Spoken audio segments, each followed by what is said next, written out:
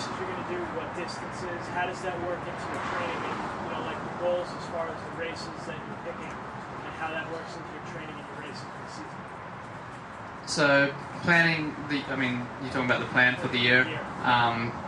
Basically, we work back from Kona. So Kona, you would work back from your main goal.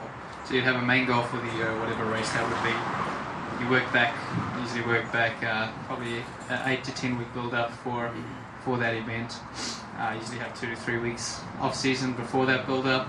And you got to think about the 3 types of build ups. You need an endurance build up, a speed build up, and a strength endurance. If you're doing Ironman, so you do your strength endurance type of thing at the end. For me, I think ideally you do your speed first, then your endurance, then go strength endurance. For me this year I've gone more endurance, speed in the middle of the year with a lot of racing, and then I'll go strength endurance, like an Ironman build up at the end. For me, I had to petition pretty hard with my coach to get this many races, and I think we're doing 8 races in 3 months. So it's quite a few races, but I really enjoy it. I like getting out, I like racing, and like I said, you don't have to train that much. It's fun.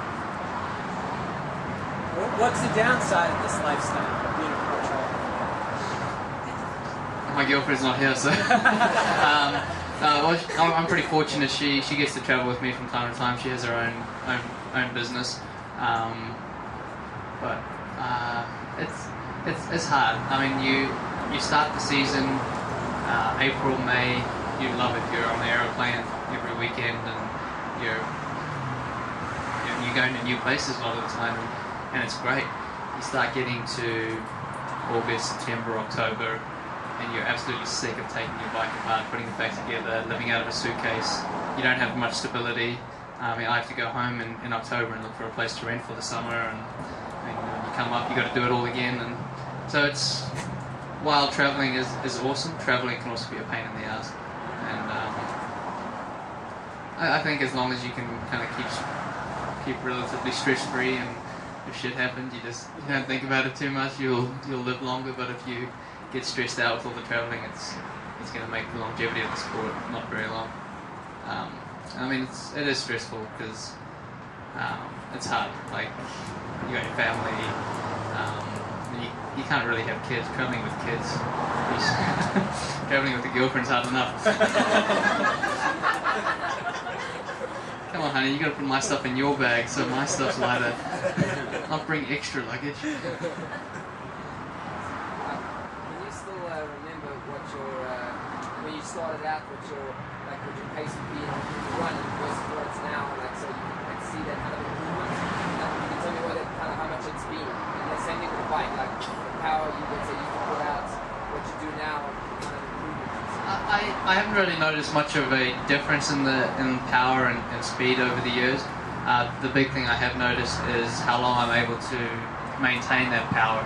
So I'm able, instead of dying off the last 10, 15 miles of the bike, you can still ride strong, if not stronger. And then on the run,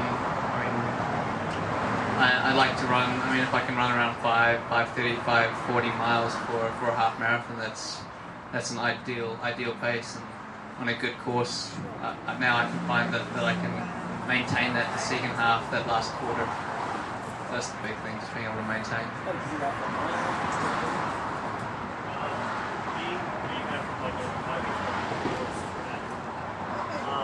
I guess to bring it down, as a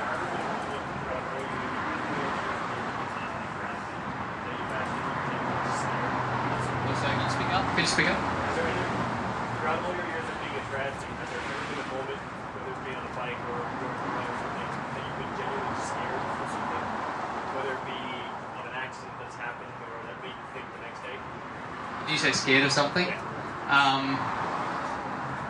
Yeah. You're out riding, and when you're with a group of people and the car comes past and yells at you, it's one thing. But when you're riding by yourself, you're tired, you've had a long week training, and a car comes past and nearly knocks you off the road.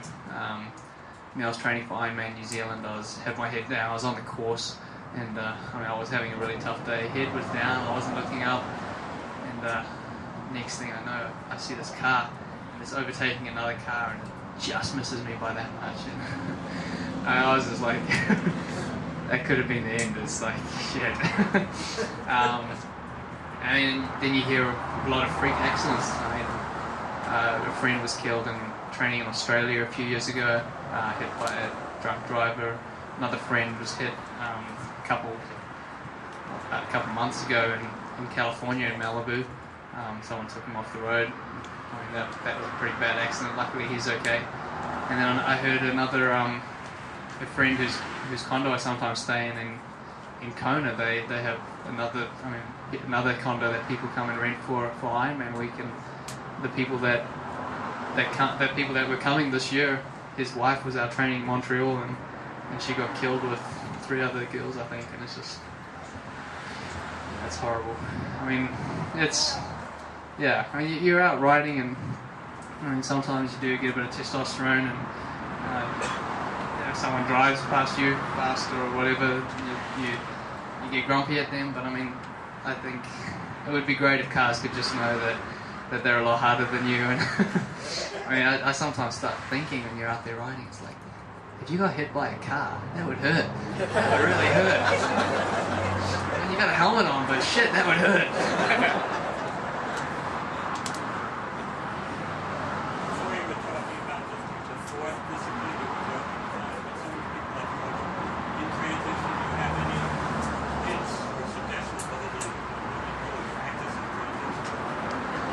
Well, that's the first thing for transitions.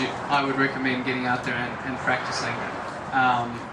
Like putting your bike either in your driveway or go down to a lake and do a short swim, get out the water, run to your bike, take your wetsuit off quick, and then jump on your bike, practice getting in your shoes, and then off your bike, getting in your running shoes. The big thing about transition is visualizing it. You have to be able to see yourself doing it, and step by step by step. So practice makes perfect. My question is, do you ever go to a place and you train with other pros? Yeah, I mean, I love. Well, back home in New Zealand, I've got a bunch of age group guys that I do a lot of training with, and they're great. I mean, for Ironman training, you're not really out there training too hard.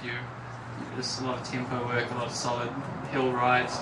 So I'm very seldomly training by myself, which is great. Just takes that mental energy away from it.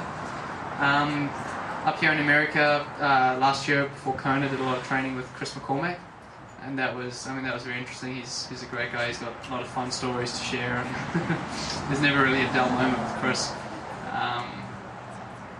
Yeah, I mean, anyone you can train with makes life that much more fun. Cool. We're gonna start. You train off hours tomorrow. You want to go for a walk? I'll do my massage tomorrow.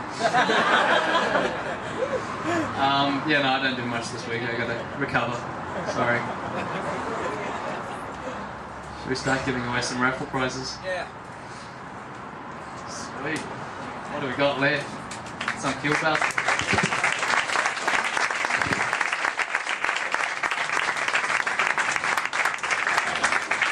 Thank you everyone for the questions. Those are great.